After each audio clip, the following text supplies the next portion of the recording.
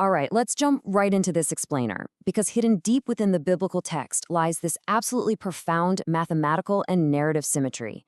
Today, we're unpacking something called the inverse coordinate system. Basically, it's an exploration of how specific verses in the Gospel of Matthew aren't just telling a story, but are actually mathematically mirrored to reveal a much, much deeper spiritual reality. We're going to be tracing the exact coordinates of Matthew 11:22 and Matthew 22:11, and we'll see exactly how they fold together to create this stunning picture of divine justice and grace. Welcome back to the deep, silent chambers of the Codex. Here, we step away from the surface noise of the world to look at the grand design.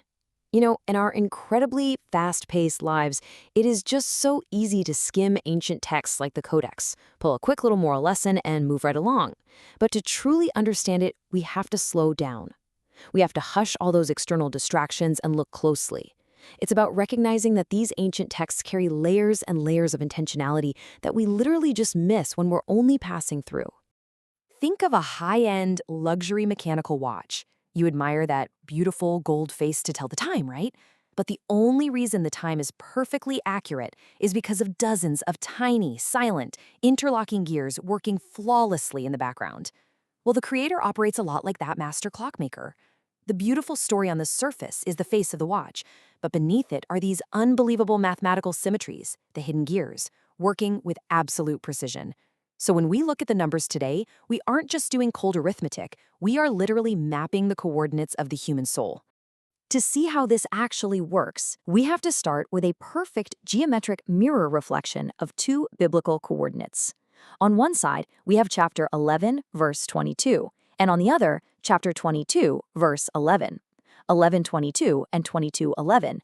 This right here is the very first axis of the inverse coordinate system. It's an exact, mirrored reversal. But the symmetry isn't just visual, it's highly mathematical.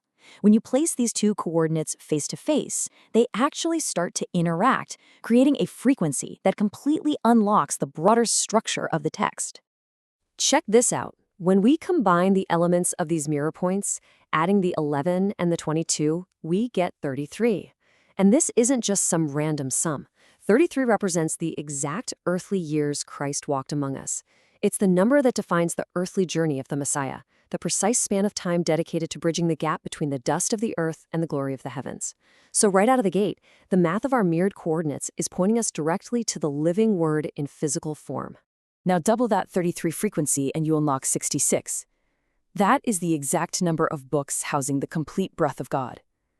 Think about it. You have the two sides of the mirror, each side holding that 33 frequency, and together they create 66. This represents the complete canon of the scriptures, the written word of God. So within these simple, perfectly mirrored coordinates of 11:22 and 22:11, we find the numerical signature of both the living word walking the earth and the written word encompassing the entire biblical canon. It's in perfect mathematical resonance. The narrative sequence leading up to our mirrored coordinates actually involves verses 20 through 22. When we look at the text's gematria, that ancient practice of assigning numerical weight to words and letters, this phase implies a value of 40 and 2. And this brings us to a highly specific threshold value, transitioning us straight from the silent gears of the watch right to a major thematic boundary. That calculated threshold is 42. And 42 is a number that in biblical history always represents the final boundary crossed before a major spiritual manifestation. 42 is never just a static number in these texts. It is incredibly dynamic. It's the gate. It is the very last step in a long, grueling process of waiting, testing, or traveling right before everything changes completely. And history proves this over and over again. First, the descent of light. The Gospel of Matthew explicitly lists exactly 42 generations from Abraham to the birth of Jesus, the ultimate threshold of the divine entering physical form. Second, the journey to promise. The children of Israel made exactly 42 encampments in the wilderness before finally crossing the Jordan River. And third, the period of testing. In prophetic text, periods of intense refinement and trial are timed at exactly 42 months. The frequency of 42 is the exact threshold where a soul is weighed. Phase 3, the living fruit, the spliced revelation of the garment and the coin.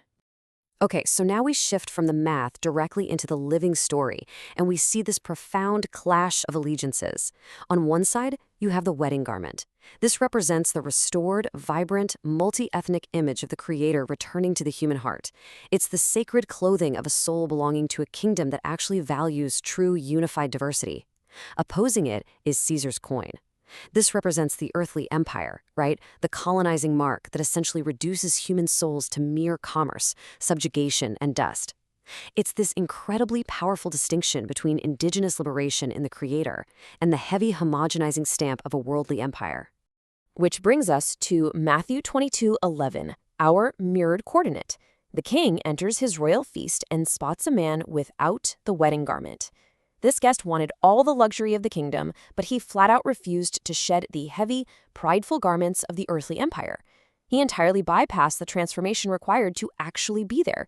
Instead, he chose to remain clothed in his worldly identity and self-reliance, stubbornly holding on to the fabric of the colonizer rather than putting on the sacred clothing of the Creator. So the king looks at this ungarmented soul and he essentially asks the exact same piercing question Jesus once asked about a Roman tax coin. Whose image and superscription is this? When the king looks at this guest, he doesn't see the radiant, multi-ethnic image of God restored in the human spirit. No, he sees a completely different stamp, a different, oppressive allegiance. And the tragic answer is Caesar's. The soul refused the Creator's divine image, choosing instead to retain the raw, earthly mark of the empire. Think about the weight of that. If the soul refuses to be clothed in the image of the kingdom of heaven, it just defaults to the image of the world.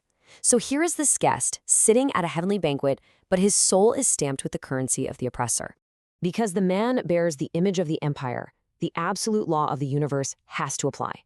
You render to Caesar what is stamped with Caesar's image. You literally return to the dust what belongs to the dust. The king simply cannot keep in his heavenly kingdom something that fundamentally refuses to carry his sacred image, and instead clings so tightly to the systems of earthly subjugation. Let's just trace the tragic progression of choices here. Step 1, the individual refuses the Creator's completely free gift of the heavenly garment. Step 2, by default, they retain the raw earthly mark of Caesar's world. Step 3, absolute poetic justice demands that they are cast out, rendered back to the exact system of empire they chose to align with.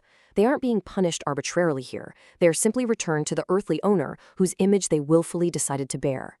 And this brings our mirrored coordinates completely full circle. Matthew 11:22 warns entire cities that indifference will cast them down. They were offered liberation and the kingdom, but they preferred the status quo. Now look at its exact mathematical inverse, Matthew 22:11. It shows an individual cast out for refusing the host's image. Both sides reflect the exact same spiritual law, rejecting the domain of the Creator in favor of the domain of empire. So it's not just an elegant mathematical puzzle of 33s and 42s. It's a very real, very personal invitation. Are we willing to shed the colonizing marks of the world and actually be dressed in His grace? So that when He asks, whose image is this, the answer is undeniably His. Think on that.